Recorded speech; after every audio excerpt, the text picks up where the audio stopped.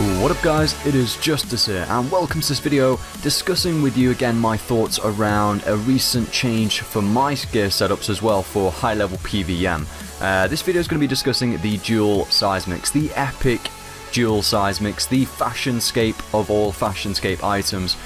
And I've personally not owned my own dual seismics for a very long time. Virtually maybe a month after Araxor came out, I went over to the Nox staff, the dark side.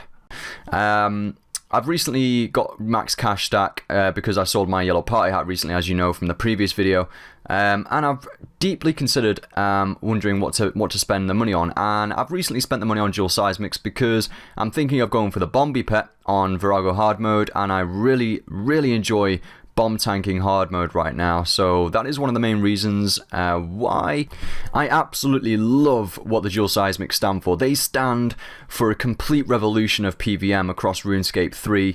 The items themselves are beautiful, you know, they do DPS enough as well.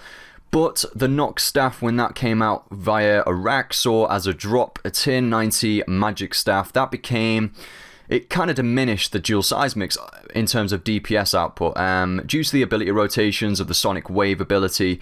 The Nox staff became a higher DPS output weapon than the dual seismics. The dual seismics, however, still do have that versatility. So if you can afford to have both, then you should have both, essentially, if you're carrying out tanking roles consistently. If not, then there isn't much point. In terms of dual seismics, the only reason why I've bought them right now is because I have a bit of spare cash. You know, if anything, if you carry out tank rolls and you don't have enough money for both Nox staff and dual seismics, I would highly recommend to prioritize Nox staff, because if you're going to do tank rolls, you might as well just use a Virtus wand and just a arcane shield, and then use a Nox staff as a switch when you want to DPS, and that'll save you a lot of money economically within the game. Dual seismics are not really worth having for normal Virago when you carry out tanking roles, really, depending on the size of the team. If you're going 4-man teams, then definitely dual seismics are worth it, because you can quickly switch between different tanking roles, maybe in phase 5, switching out the tanks for when barricade is off cooldown, and various methods like that just to speed up phase 5 when you're doing 4-man Virago. Also does help quick switches, a lot easier switching to dual seismic than it is to switch to a Nox staff in terms of versatility again. Also, I'd say dual seismics are very useful for Virago hard mode, especially if you're really hardcoring it out with 7-man Virago, but even if you're doing 11-man or 10 or 9 to 11-man Virago hard mode, it's still much more useful to have that extra little bit of DPS output, because phase 10 11 are so hard now on Virago hard mode, depending on the rotations, that just to have that little bit of DPS output from a bomb tank, a little bit extra rather than just a Virtus wand, really does make the difference when you do hard mode Virago. And personally, this is pretty much the only situation in which I can see seismics really being useful right now in the current state of the game. And due to Virago obviously not being the greatest money-making monster in the game anymore, that is sort of influenced why seismics are so low in price. Obviously, because of the Nox staff is now overpowering it with DPS. So there's a lot of influences and reasons why dual seismics are so cheap right now. But to be honest, I really do like what they stand for. You know, when Virago came out, those people who were like farming seismics, they had seismics themselves. You know, the people who were doing Virago, those were the people who were actually buying seismics. So it kept the price so high because of that PvM cycle of the people who were doing Virago were upgrading their weapons to seismics to do more Virago to get seismic splits. And it was a fantastic PvM cycle which lasted a very long time until Araxor was released.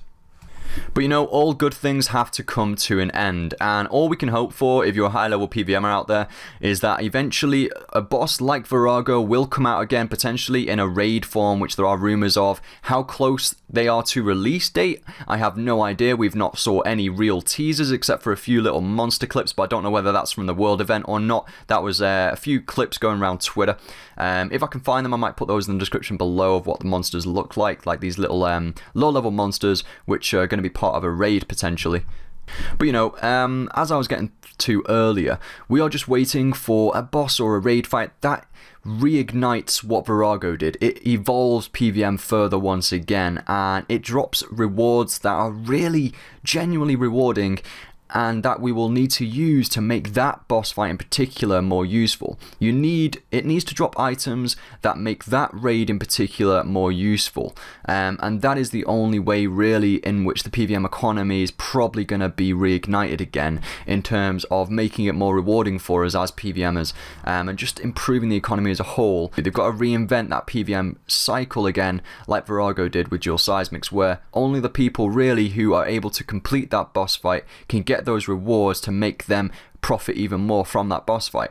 And that's what keeps the PvM economy so high, because there's only a select amount of people who can actually get to that boss fight, and that is for higher level. That is like the highest of levels of PvMers. You know, a Raxor, almost anybody can do a Raxor. You can go there with a bloody royal crossbow, for God's sake, and just kill it like a friend does on YouTube. So, you know what I mean? Like, we can't make that viable option for this new boss fight. You need to have the very best items to be able to complete this boss fight, otherwise it's just going to hinder the PvM economy even more. If anything, they should make dual Seismics a must for this new raid or boss fight, and that would probably improve the economy a lot, because Virago is a lot harder to go to. You know, you need teams of people, you need to coordinate as a team. It's a lot harder than going to solo Raxor. Despite a Raxor being a lengthy grind, it's still a lot harder to go to Virago. And also, maybe they should make shields more of a must within this new raid or boss fight. And by that I mean potentially have certain waves throughout that raid when you're leading up to the boss fight where it's an absolute must that you have to use a shield. For example, maybe the monsters within that wave have like a bubble ability which go over them, in which you can't deal damage, but instead you just have to take lots of damage to get past that wave of monsters. And I know a lot of people will say this, all the items on the game are proportional to how much money you're making per hour at PvM. So yes, at the moment, it can be perceived that the PvM economy is fine, but if it carries on with this downward trend, it's going to be in a bad state eventually. But there is a lack of content for the very highest of PvMers, or the ones who PvM'd a year and a half ago. Those are the people who are probably missing out here. So a lot of people who are just getting into PvM, you're not really missing out right now, or you won't really feel this impact.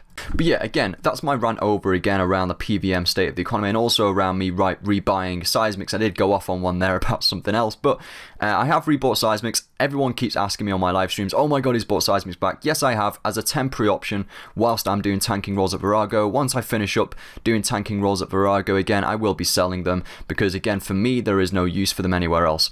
Because right now, I can happily play the game with the Nox Staff, Nox Longbow, and dual Drygors. And just a quick shout out to the 4-man team here and the 3 others who joined me with this Virago kill. For this video, we've got Red Bomb, Philo224 and JMJ, and JMJ does have his own YouTube channel where he guides people through dealing max deeps at Virago, so I'll leave a link to his YouTube channel in the description below. But thanks guys for watching once again. I will see you all on my next video or live stream. Good luck on your PvM trips, and happy scaping.